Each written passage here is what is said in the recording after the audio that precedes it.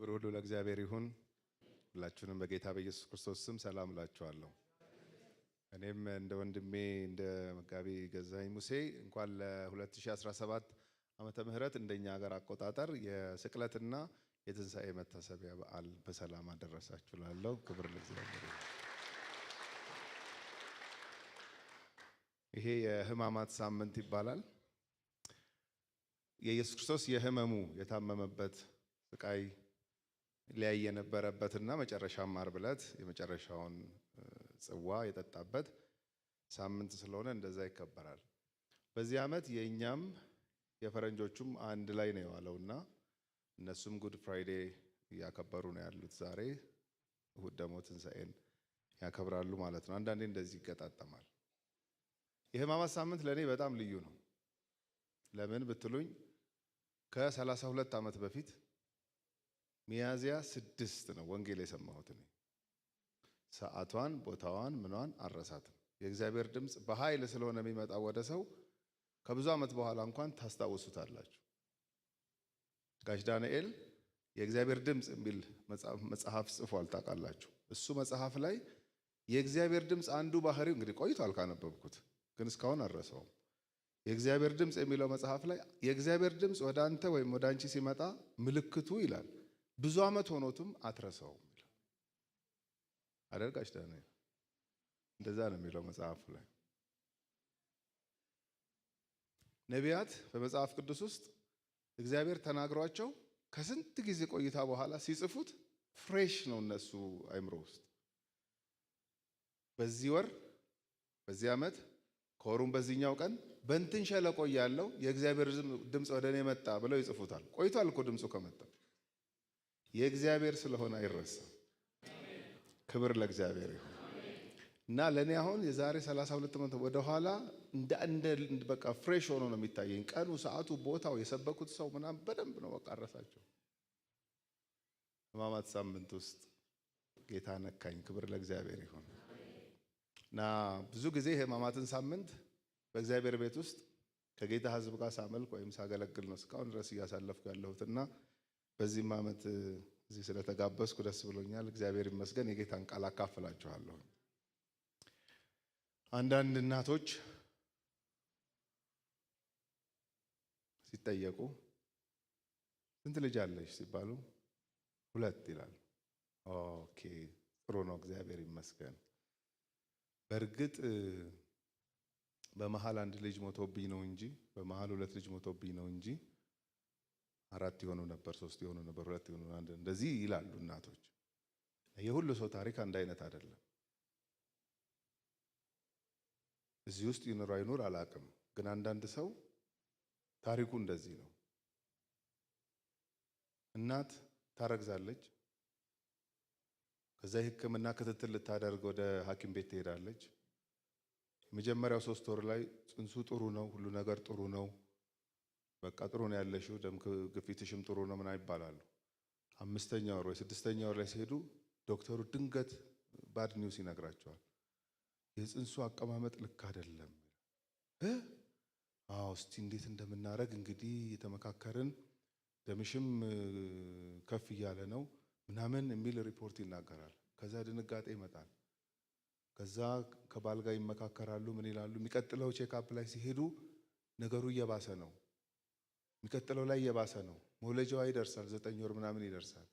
ከዛ ዶክተሩ ምርጫ ይሰጣታል ለእናቲቱ። እንግዲህ ይኸውልሽ እንደዚህ ነው የሚሆነው ይላል። ሁሉም ሰው ላይ አይደለም፣ ግን አልፎ አልፎ እንደዚህ ሀፕን አድርጎ ያውቃል። አሁንም ያደርጋል እንደዚህ። ይኸውልሽ 2 ምርጫ ነው ያለሽ ይላል ዶክተሩ። እንደ ሙያው የሚያውቀውን ነገር ይናገራል።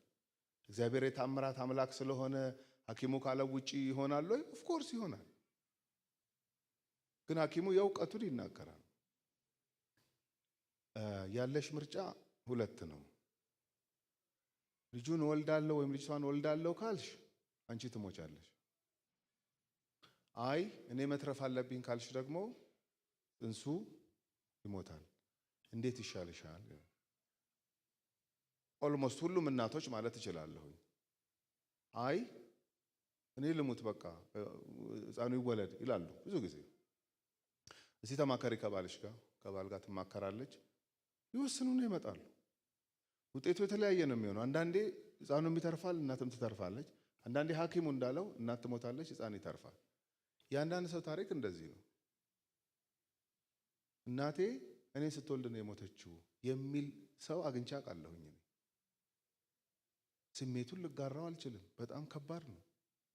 መወለዴ ደስ ቢለኝም መኖሬ ደስ ቢለኝም እና እናቴ ሞታ ነው እኔ የኖርኩት ይላል።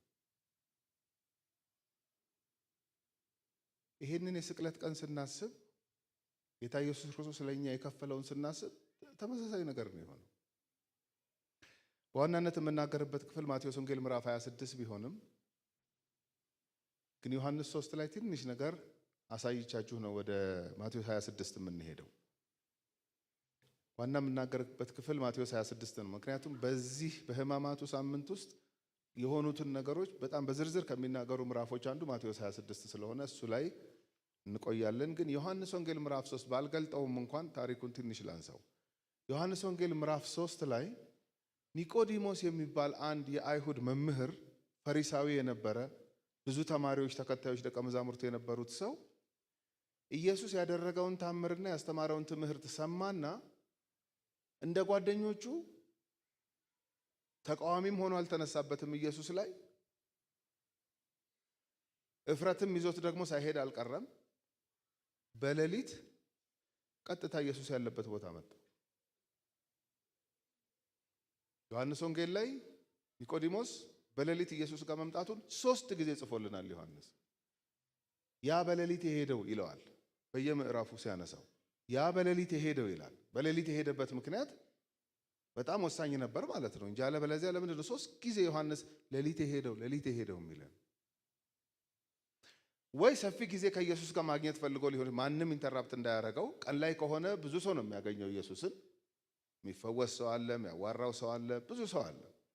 ሰፋ ያለ ጊዜ ስለምፈልግ ብሎ ይሆናል ሌሊት የመጣው። ወይ ጓደኞቹ ካዩት ስለሚያፍር ደበቅ ብሎ ለመምጣት ሊሆን ይችላል። ዮሐንስ ብዙ አይነግረንም ሌሊት የመጣበትን ምክንያት። ሌሊት መጣ ነው እንጂ የሚለን። መጥቶ ቀጥታ ኢየሱስን እግዚአብሔር ከእሱ ጋር ካልሆነ በስተቀር አንተ የምታደርገውን ማንም እንደማያደርግ እናውቃለን አለ። አንተ ከእግዚአብሔር ዘንድ ተልከህ የመጣህ መምህር፣ ራሱ እኮ መምህር ነው። ለኢየሱስ መምህርነት እውቅና ሰጠ። ይሄ ብዙ ፈሪሳውያን የተናነቃቸው ጉዳይ። እሱ ግን እርግጠኛው መጣና ነገረው። እንደዚህ ሲለው ኢየሱስ ስለ እሱ የተናገረው ነገር በጣም እንደው ልቡን ነክቶት ምናምን አመሰግናለሁ ምናምን አይደለም ያለው። ከመጣህ አይቀር ድጋሚም ላንገናኝ ስለምንችል ከመጣህ አይቀር ስላንተ እናውራ። እኔም ስለመጣሁበት ዓላማ ማለት ይኸውን የሰማኸው ታምር ውሃ ወደ ወይን ጠጅ መቀየር ምናምን ከሆነ የሰማኸው እሱ እግረ መንገድ የተቀባው ስለሆንኩኝ እግረ መንገድ ያደረግኩት ነገር እንጂ እኔ ከዚህ ላለፈ ታምር ነው የመጣሁት። ትልቅ ሌላ ሚሽን አለኝ እና ከመጣህ አይቀር እሱን እናውራ አለና ርዕሱን ቀየረበት ኢየሱስ። ዳግመኛ ካልተወለድክ በስተቀር የእግዚአብሔርን መንግሥት ልታይ አትችልም አለው። ይሄ በጣም አስደንጋጭ ነገር ነው። ሰውየው ሽማግሌ ነው።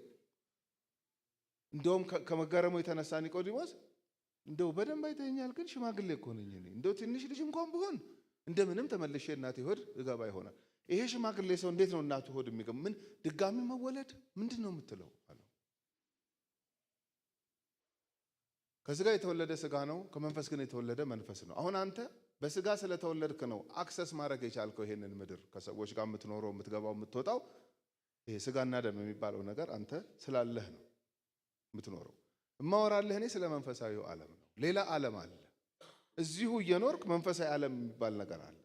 ከእናትህ አንዴ ተወልደሃል፣ አሁን ደግሞ ከመንፈስ ስለመወለድ ነው ማወራ ሲለው የአይሁድ መምህር ነው። ልብ አድርጎ ገባኝ አላለም። ዳግም መወለድ እንደዚህ በዋዛ የሚገባ ነገር አይደለም። እኔ አሁን የዛሬ 32 ዓመት አንተ ኃጢአተኛ ነህ፣ እሺ፣ የኃጢአት ደሞዝ ደግሞ የዘላለም ሞት ነው፣ እሺ፣ ታዲያ ምን ይሻልሃል? አይሮን ነው። ማምለጫ መንገድ አለ ከፈለግ። ምን ስለ አንተ ቅጣቱን የተቀጣልህ ምትክና ቤዛ የሆነልህ አለ። እሱ ኢየሱስ ይባላል። ይሄንን የሕማማት ሳምንት ስናከብር ኢየሱስ ክርስቶስ ከ2000 ዓመት በፊት የሰው ልጆችን በደልና ኃጢአት ተሸክሞ በመስቀል ላይ ደግሞ ማፍሰሱን ስጋው መቆረሱን ነው ምን ሰብከው ሲሉ የሄድኩበት ቸርች የሰበኩት ሰው ይሄንን ክጄ ምን ልሆን ነው ያልኩት። በቃ ግልጽ ነው የተሰበከው ወንጌል። ወንጌል ውስብስብ አይደለም። የሰውን ኃጢአተኝነት አጉልቶ ያስተምራል። የኃጢአት ደሞዝ ደግሞ የዘላለም ሞት እንደሆነ በደንብ ይናገራል። ሰዎች ታዲያ ምን ሊውጠኝ ነው የሚሉበት ደረጃ ማድረስ ነው የመጀመሪያው ስቴፕ ወንጌል። ጉዴ ፈላ ስንል አይዞሽ አይዞህ ማምለጫ መንገድ አለ። ኢየሱስ እኔ ምንድን ነኝ? መንገድ ነኝ ብሏል አይደለም? እሱን መንገድ መግለጥ ነው ለሰዎች። ከዛስ በዚህ ስብከት ውስጥ በዚህ የወንጌል መልእክት ውስጥ መንፈስ ቅዱስ የሰዎችን ልብ ይነካል ማለት ነው። ከዛ እጅ ይሰጣሉ። ዳግም መወለድ ማለት ይሄ ነው። ከመንፈስ መወለድ ኒቆዲሞስ አልገባው። አሁን እኛ ስለገባን ይሄ ዳግም ስለተወለድን አዲሱን ህይወት ስለተለማመድን ቀላልና ሰው ሁሉ ቢገባው ይመስለናል። ብዙ ሰው ስትራግል እያደረገ ነው። ሽማግሌው ሰውዬ አልገባኝም አለ። ደስ የሚለው የአይሁድ መምህር ነኝ ብሎ እንደ ግብዝ ሰው ገባኝ ብሎ ትቶት አልሄደም። አልገባኝም አለ። አልገባህም? አዎ። እሺ ሌላ ምሳሌ ልመስልልህ። ነፋስ ታውቃለህ? አዎ። ምናልባት ደጅ ከነበረ የሚያወሩት በዛ ምሽት ነፋስ ሁሉ ሽው ሊል ይችላል አጠገባቸው። ነፋስ ታውቃለህ? አዎ። ነፋስ ወደሚወደው ይነፍሳል። አዎ። አታየውም፣ ግን የሆነ ድርጊት ግን ታያለህ። አዎ። ዳግም መወለድ እንደዚህ ነው ሲለው ዞረበት። ጭራሽ ሽማግሌው ሰው ምን ጉድ ነው? ምንድን ነው የሚያወራው ይሄ ነገር? አንተ የአይሁድ መምህር ስትሆን ይሄንን አታውቅም አለው። እኔ አላውቅም አለ። እሺ እንግዲህ ከሰማይ የመጣው ነው በሰማይ ያለውን ነገር ሊነግራችሁ የሚችለው። እኛ የምናውቀውን እና የሚያየነውን እናወራላችኋለን። ስለ ምድራዊ ነገር ነፋስ ምናምን አሁን ምድራዊ ነገር ስለ ምድራዊ ነገር ሳወራልህ ካልገባ ስለ ሰማያዊ ነገር ሳወራላችሁ እንዴት ነው የሚገባችኋል? እና ልብ አድርጎ የአይሁድ መምህር ነው እንግዲህ ኒቆዲሞስ። የአይሁድ መምህር ማለት ምንድን ነው? የሙሴን መጽሐፍት የብሉይ ኪዳን መጽሐፍት የሚያስተምር ነው ለደቀ መዛሙርቱ። በሚያስተምረው መጽሐፍ መጣበት ኢየሱስ። መቼም እርግጠኛ ነኝ አምስቱን የሙሴን መጽሐፍ ኦሪት ዘፍጥረት፣ ኦሪት ዘጸአት፣ ኦሪት ዘሌዋውያን፣ ኦሪት ዘኍልቍና ኦሪት ዘዳግምን ታስተምራለህ ተማሪዎችን። ኦፍኮርስ አስተምራለሁ። ኦሪት ዘኍልቍ ምዕራፍ 21 ላይ ያለውን ቃል እንዴት ብለህ አስተማርካቸው ተማሪዎችህን? የቱ እንዴ? የእስራኤል ልጆች በምድረ በዳ ሲጓዙ በእግዚአብሔር ላይ በማመጻቸው ኃጢአት በመስራታቸው ምክንያት መርዛም እባብ እየመጣ አልነደፋቸውም? አዎ አውቀዋለሁ፣ እሱን ታሪክ በደንብ አውቀዋለሁ፣ እሱን ደጋግሜ አስተምራቸዋለሁ ተማሪዎቼ ሊል ሁሉ ይችላል ኒቆዲሞስ። እሺ እሱን ክፍል ስታስተምራቸው መርዛሙ እባብ እየመጣ ሲነድፋቸው ተጓዦቹን የእስራኤልን ልጆች ወደ ሙሴ መጡና አረ እግዚአብሔርን ለምን እባቡ ፈጀን ብለው ጠየቁት። አውቀዋለሁ እሱን ታሪክ። ሙሴ ወደ እግዚአብሔር ጸለየ። እሺ እግዚአብሔር ለሙሴ አንድ ምስጢር ነገረው። ምን? ከናስ የተሰራ እባብ በትልቅ ዓላማ በእንጨት ላይ አድርገህ በዛ በምድረ በዳ ስቀለው። እሺ በእባብ የተነደፈው ሰው ሁሉ የተሰቀለውን እባብ ሲመለከት ይድናል ብሎ እግዚአብሔር ለሙሴ ነገረው። ይሄ እኮ እባብ የነደፈው ሰው እኮ ቁስሉም ቢያይ ነው የሚያዋጣው የተሰቀለ እባብ ከማየት። የነደፈውም እባብ ነው። ተመልሶ እባብ ያያል እንዴ? ሙሴም ታዘዘና አደረገ። ከዛስ የእስራኤል ልጆች ስለጨነቃቸው እባቡ መርዛም ስለሆነ ስለሚገላቸው ሙሴ እንዳዘዛቸው ተነድፈዋል። እየጮሁ ነው፣ ወይ በጨርቅ አስረውት ይሆናል እያሉ ነው። ግን በትእዛዙ መሰረት የተሰቀለውን እባብ ሲያዩት ይድናሉ። ክብር ለእግዚአብሔር ይሁን። አሁን በብሉይ ኪዳን መጽሐፍ ውስጥ እንደዚህ አይነት ግሬስ ያለ ይመስላችኋል? ግሬስ ነው እንጂ ይሄ ሌላ ምን ልትሉት ትችላላችሁ? የተሰቀለ እባብ አይቶ መዳን። ይሄን ታሪክ ታውቀዋለህ አለው ለኒቆዲሞስ። አውቀዋለሁ። አዎ። ይሄ ከምንም ጋር ይገናኛል ብለህ አስበህ አታውቅም? ከምን ጋር ሊገናኝ ይችላል? ሙሴ በምድረ በዳ እባብን እንደሰቀለ የሰው ልጅ ይሰቀል ዘንድ ይገባዋል። ኢምፕሊኬሽኑ መሲሁ መጥቶ የሰዎችን ኃጢአት ተሸክሞ ልክ እባቡ እንደተሰቀለና ያዩት እንደዳኑ የሰው ልጅም ይሰቀላል። ያዩት ያመኑበት ይድናሉ። ክብር ለእግዚአብሔር ይሁን። ክብር ለእግዚአብሔር ይሁን።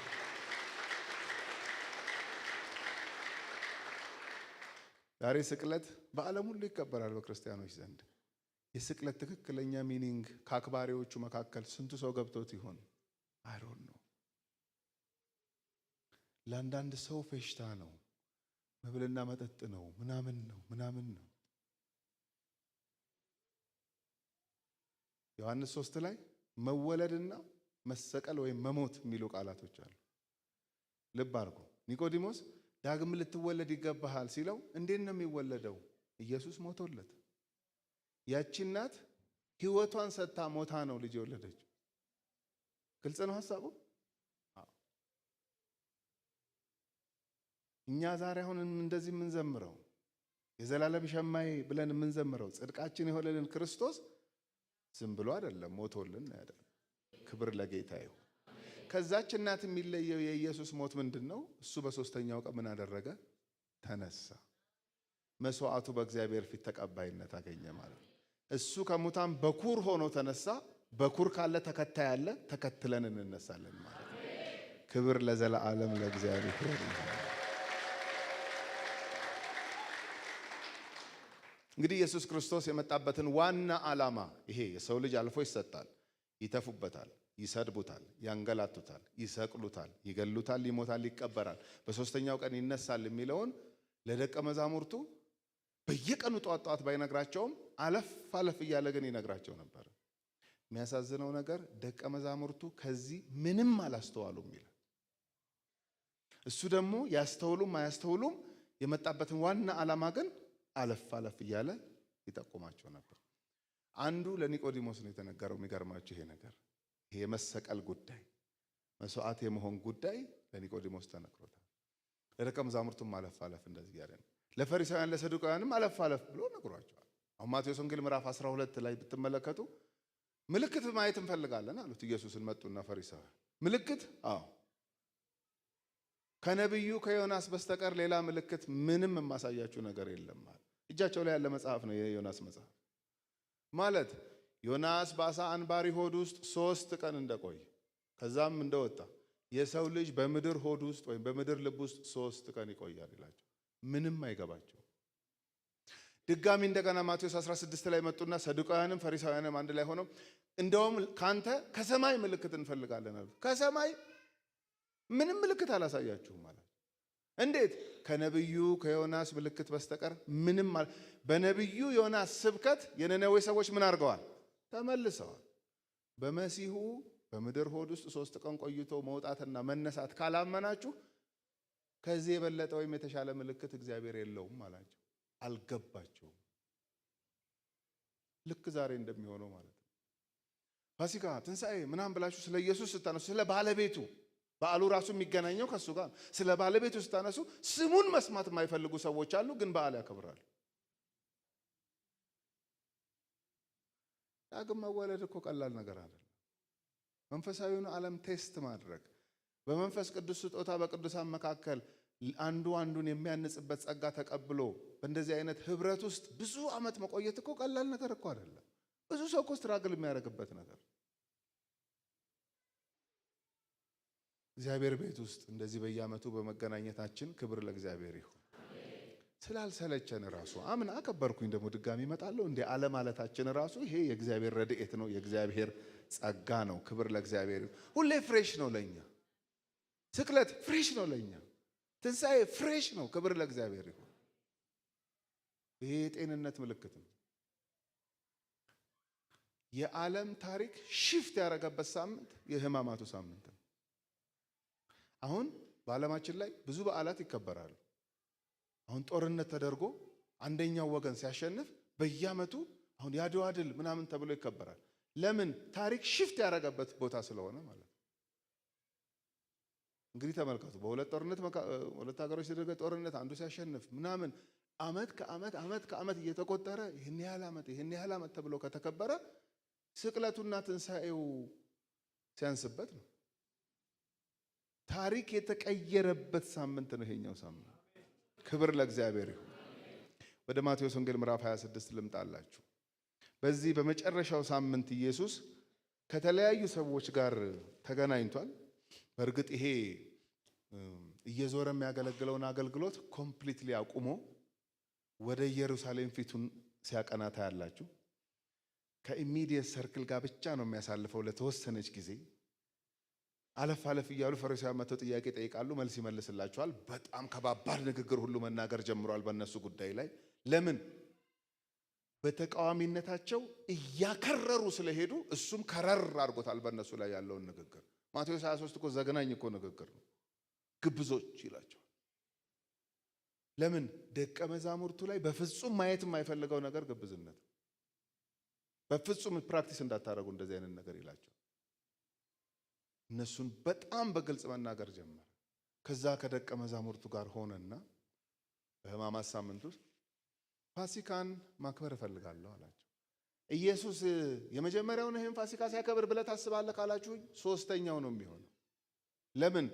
ከደቀ መዛሙርቱ ጋር በትንሹ 3 ዓመት ኦር 3 ዓመት ተኩል አሳልፏል። እንግዲህ 3 ዓመት ወይም 3 ዓመት ተኩል ካሳለፈ ቢያንስ 3 ያክብሯል ማለት ነው ከነሱ ጋር።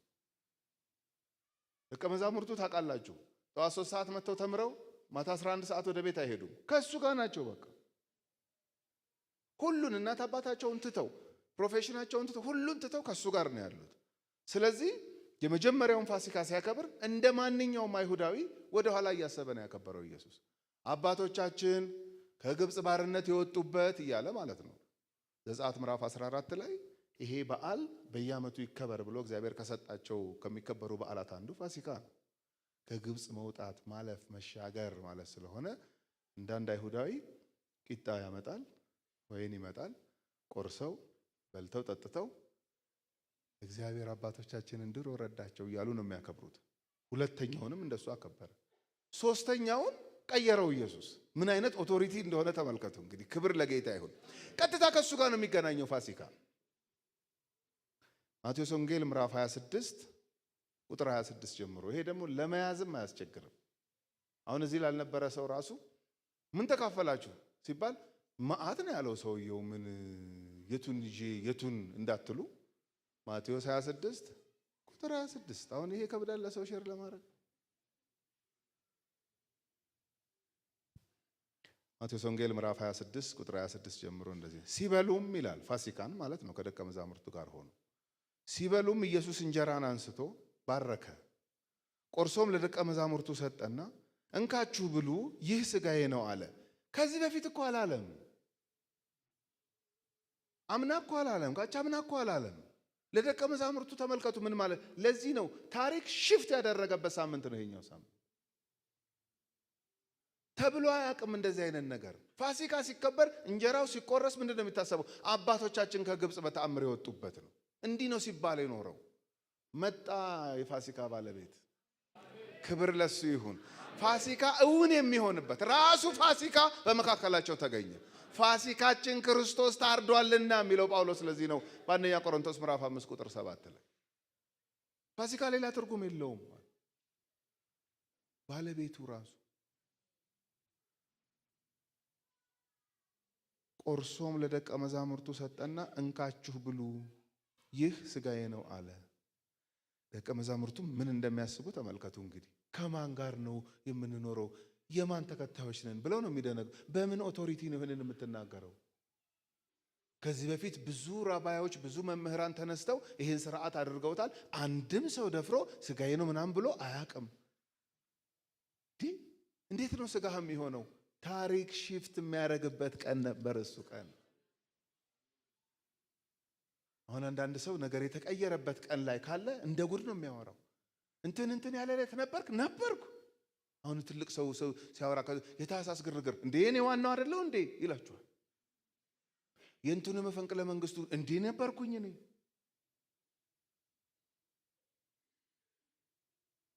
ደቀ መዛሙርቱ ታሪክ የሚቀየርበት ቀን ላይ ከሱ ጋር ነበሩ። እንኩ ይሄ ሥጋዬ ነው ብሎ ሰጣቸው።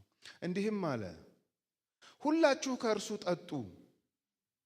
ስለ ብዙዎች ለኃጢአት ይቅርታ ጽዋንም አንስቶ አመስግኖም ሰጣቸው። እንዲህም አለ፣ ሁላችሁ ከእርሱ ጠጡ። ስለ ብዙዎች ለኃጢአት ይቅርታ የሚፈስ የአዲስ ኪዳን ደሜ ይህ ነው። አረ ወይን ነው። መንፈሳዊ ነገር ለሚገባው ነው የሚገባው። በቃ የተገለጠለት ነው የሚገባው። እስከ ዛሬ በዓል አክብረዋል፣ ወደ ኋላ ነው የሚያስቡት። ኢየሱስ መጣና ኖ ሞር ወደ ኋላ። ፋሲካ የአባቶቻችሁ ታሪክ አይደለም፣ የእናንተ ታሪክ ነው። ክብር ለእግዚአብሔር ይሁን። ስለ ብዙዎች ለኃጢአት ይቅርታ። ኃጢአት ይቅርታ ያገኛል ማለት ነው። ኦፍ ኮርስ በምን በአንድ መንገድ። ብዙ ጊዜ እዚህ ቤተክርስቲያን የምትሉት ራእይ ምዕራፍ 1 ላይ ያለው ለወደደን ከኃጢአታችን በደሙ ምን ላረገን? በጣም የወደዳችሁ ማን መሰላችሁ? ከኃጢአታችሁ ያጠባችሁ ኢየሱስ። ክብር ለእግዚአብሔር ይሁን። በጣም በጣም የወደዳችሁ እሱ ብቻ ነው።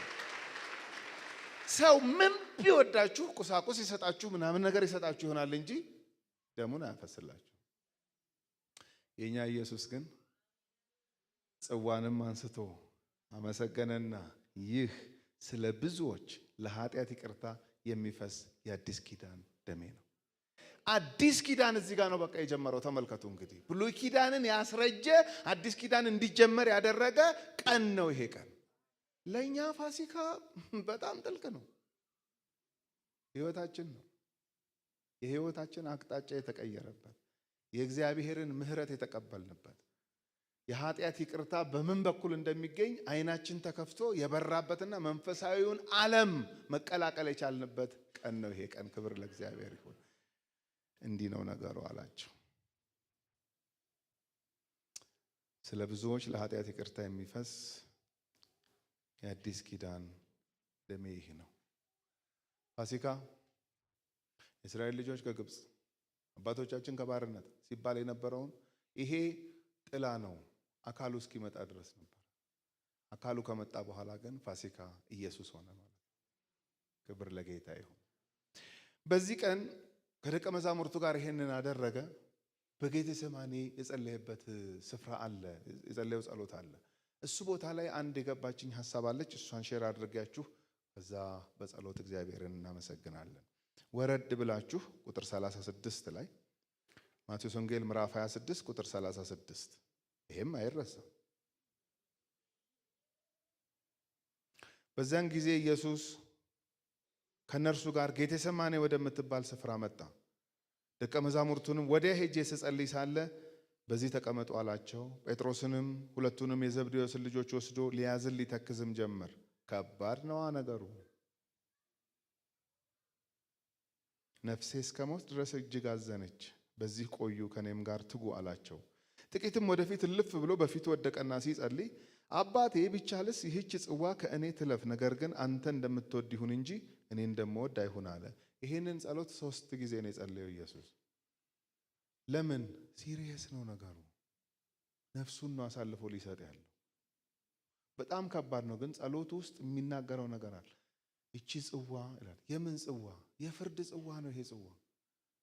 ሰዎች በኃጢአታቸው ምክንያት የሚፈረድባቸው ፍርድ አለ።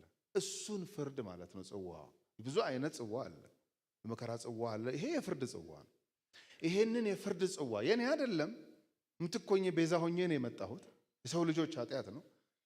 ይህች ጽዋ ከኔ ትለፍ ሲል ምን እንደሆነ ታውቃለህ? ሌላ መዳኛ መንገድ ይኖር ይሆን እንደማለት እኮ ነው። የለም። ሌላ መዳኛ መንገድ ቢኖር አባቱ ኦደብል የሆነ ድምፅ ያሰማው ነው። ሲጠመቅ እኮ ድምፅ መጥቶለታል ኢየሱስ አይደለም? መጥምቁ ዮሐንስ ሲያጠምቀው እኮ የምወደው ልጅ ይሄ ነው በሱ ደስ የሚለኝ የሚል ድምፅ መጥቷል። የመገለጥ ተራራ ላይ 3ቱን ደቀ መዛሙርት ይዞ ሲወጣ በሱ ደስ የሚለኝ የምወደው ልጅ ይሄ ነው እሱን ስሙት የሚል ድምፅ እኮ መጥቷል። ጌቴሴማኒ እዛ እኮ ሳይጠይቅ ሳይጸልይ ነው የመጣው። ሁለቱ ቦታ ድምፅ። እዚህ እኮ እየጸለየ ድምፅ የለም። ለምን? ጽዋዋ ከሱ ልታልፍ አትችልም። ብትወድስ እቺ ጽዋ ከኔ ትለፍ ሲል አይ አታልፍም፣ አንተ ነህ የምትጠጣት እቺን ጽዋ። ግን ጸሎቱስ ምን ይላል? ግን ያንተ ፈቃድ እንጂ የኔ ፈቃድ። አባቱ የሚሰማው የጸሎቱን ሁለተኛ ፓርት ነው ብዬ ነው የማምነው፣ የመጀመሪያውን አይደለም። የኛን በደልና ኃጢአት እሱ ላይ አኑሮት ስለነበረ ፊቱን አዙሮበታል አባቱ። ኃጢአትን አያይም። አደቀቀው አይደለም የሚለው ኢሳይያስ 53። ጌቴሴማኒ ነው ይሄ ጸሎት የተደረገው። እስራኤል ሀገር ሄዳችሁ የምታውቁ ሰዎች ካላችሁ ይሄ በጣም ሚኒንግ የሚሰጥ እንትን አለው። እኔ ከባለቤቴ ጋር የዛሬ 15 ዓመት አካባቢ እስራኤል ሀገር ሄጄ ነበረ ቪዚት ለማድረግ ማለት ነው። እንደ ሄድን በማታ ነው የገባ ነው። ብዙም አላወቅ ነው የቱ ጋም እንዳለን። ደብረ ዘይት ተራራ የሚባለው ቦታ ላይ ማውንት ኦሊቭ ሆቴል የሚባል ነው ያረፍ ነው። ገባን። አስጎብኚው ጠዋት መጣ። በግሩፕ ነው ሄድነው። እኛ ሁላችንም ወንጌላውያን አማኞች ነን። በሉ ተነሱ፣ ቁርስ ቶሎ ብሉ ተባለ። ቁርስ በላን። ልክ ከሆቴሉ በራፍ ስንወጣ ኢየሱስ በአህያው ውርንጭላ ላይ ተቀምጦ ዘካርያስ ላይ እንደተጻፈው በአህያው ውርንጭላ ላይ በቤተ ፋጌ በኩል ኃይለኛ ቁልቁለት ነው። የሚገርማችሁ በቁልቁለቱ ወርዶ ጌተሰማኔ ነው ስትወርዱ ያለው። የመጀመሪያው ጉብኝት ከጌተሰማኔ ተጀመረ። ይቺ ምንድነው? ይቺ ቤተ ፋጌ ናት ወይ? ቤተ ፋጌ ይቺ ናት። ውረዱ። ወረድን ቁልቁለት። ልክ እንደወረድን የአትክልት ስፍራ አለ። አሁንም አለ አትክልት፣ እንደዚህ ሳር እንደ አትክልት አለ። ንግቡ እዚህ ተባልን፣ ገባን። ይሄ ምንድነው ስል ፊታችሁን ወደዚህ አዙሩ ስል ቀጥታ ቤተ መቅደሱ ነው የሚታየው። ሰሎሞን ቤተ መቅደስ። ተንበርከኩ ተባልን። እሺ እንግዲህ ጌታችሁ ኢየሱስ ክርስቶስ እዚህ ጋር ነው የተንበረከከው። ወይ ጌቴሰማኔ ማለት የኦሊቭ ፍሬ ፕሬስ ተደርጎ ተጨምቆ ዘይት የሚወጣበት ታሪክ አላቸው እስራኤሎች። ጌቴሰማኔ ማለት የቃሉ ትርጉም የወይንን የኦሊቭን ፍሬ ፕሬስ አድርጋችሁ ዘይት ማውጣት ማለት ነው ትርጉም። የኔና የእናንተን ኃጢአት ኢየሱስ ላይ አድርጎ እንዲሸከመው አድርጎ አደቀቀው እግዚአብሔር። ዳግም መወለድ ተራ ነገር አይደለም። የሞተልን ስላለ ነው። የደቀቀልን ስላለ ነው። የተመታ ስላለ ነው። የተቀጣ ስላለ ነው። ክብር ለዘላለም ለኢየሱስ ይሁንለት።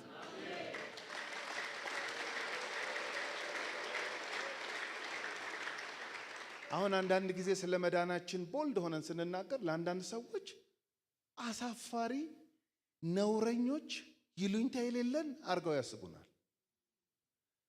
በጓሮ በር አይደለም እግዚአብሔር ያዳነኝ፣ በአደባባይ ልጁ ኢየሱስ ክርስቶስ ተሰቅሎ ነው የዳንኩት። እንዴ ማንም ሊያሸማቅቀን አይገባም በዚህ ጉዳይ።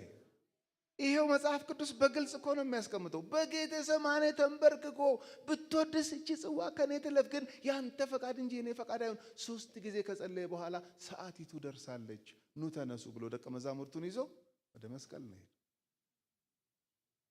ስለዚህ ልክ ይሄ ሰርግ ቤት ሳይጠራ በጓሮ በር ሾልኮ እንደገባ ሰው አዩኝ አላዩኝ ብሎ እንደሚሸማቀቅ ሰው በመዳናችን መሸማቀቅ የለብንም። ፋሲካን ስናከብር፣ ትንሣኤን ስናከብር፣ ስቅለቱን፣ ሕማማቱን ስናከብር በጣም በታላቅ ኮንፊደንስና በታላቅ ደስታ ነው ማክበር ያለብን። በአደባባይ ነው ያዳነን እግዚአብሔር። ክብር ለዘላለም ለሱ ይሁንልን። ይሄ ነው የወንጌል እውነት። ደግሞ ወንጌልን እንዲህ ቦልድ ሆነን ካላቀረብ ነው ሰዎች ጋር አይደርስም። ሐዋርያቱን እኮ ሊያሸማቀቃቸው ያልፈለገ እኮ አካል የለም። የፖለቲካ መሪዎች፣ የሃይማኖት መሪዎች አዋከቧቸው እኮ። በሰበኩ ቁጥር ሰው ይድናል። 3000 ሰው ድጋሚ ሲሰብኩ 5000 ሰው። እንዴ ከተማውን እኮ በጠበጡት ተባለ። ከዛ አፋቸው እንዲለጎም ሊያስጠነቅቋቸው መጡ። እንዳታስቡት አሏል። እየመጣችሁ እንደዚህ የምታስፈራሩትን ነገር እንዳታስቡት። ብንሞትም እንኳን ይሄ ወንጌል ይገባዋል። መስዋዕት መሆን ምንም ማለት አይደለም። ጌታችን ነግሮናል። እናንተን የሚገላችሁ እንኳን እግዚአብሔርን የሚያገለግል የሚመስልበት ዘመን ይመጣል ስላለን አታስቆሙንም ብለው ተሰበሰቡና እንደውም ጸለዩ። ሐዋርያት ሥራ ምዕራፍ 4 ላይ እግዚአብሔር ሆይ ወደ ዛቻቸው ተመልከት፣ አንተ ልታድን ወንጌል ስንሰብክ ሰዎችን ልታድን ስትነሳ ይሄው እንደዚህ እየዛቱ ነው፣ ምን ትላለህ አንተ ሲሉት መንፈስ ቅዱስ እንደገና እንደ በዓል 50 ወረደና ጓሄድ ቀጥሎ አላቸው። ክብር ለእግዚአብሔር ይሁን። ቤተክርስቲያን መልእክቷ ይሄ ነው። ሰው ይክበደው ይቅለለው፣ ይግባው አይግባው፣ ትውልድ መዓት ጉድ ነው ይዞ የሚመጣው በየዘመኑ። አንዴ በጣም ዘመናዊ ሆነን የሚል ትውልድ ይመጣል። አንዴ በጣም ኋላ የቀረብ ትራዲሽናል የሆነ ፕራክቲስ ውስጥ የሚገባ ትውልድ ይመጣል። ለየትኛውም ትውልድ ወንጌል ፊት ያደርጋል። ይሄ ነው መልእክታችን። ይሄ ነው የቤተ ክርስቲያን መልእክት። የዳንበት እውነት የማናፍርበት እውነት ስለሆነ ማለት ነው። በጌቴሰማኔ እንዲህ አይነት ጸሎት ጸለየ። ችን ነግሬያችሁ ልጨርስ። አንድ ሰው መጽሐፉ ላይ የጻፈውን ተመልክቼ ነው፣ አላስታውሰውም። በእርግጥ ሰውየውን ነግራችሁ ነበረ፣ ሄዳችሁ ቼክ እንድታደርጉ። የጌቴሰማኔውን ቆይታ የኢየሱስን ጸሎት ምን ብሎ ያገናኘዋል? የመጀመሪያው አዳም በመጀመሪያው የአትክልት ስፍራ እግዚአብሔርን አልታዘዘም። ሁለተኛው አዳም በተመሳሳይ የአትክልት ስፍራ እግዚአብሔርን ታዘዘ። እኛ ሁለቱም ይወክሉናል።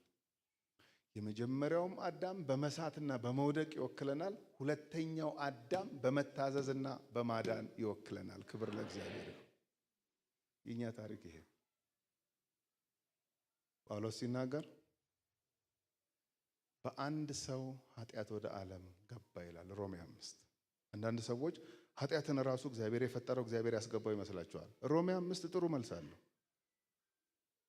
ኃጢአት በእግዚአብሔር አይደለም የመጣው፣ ኃጢአት በሰው ነው ወደዚህ ዓለም የገባው። የመጀመሪያው አዳም ወይም በአንድ ሰው ኃጢአት ወደ ዓለም ገባ።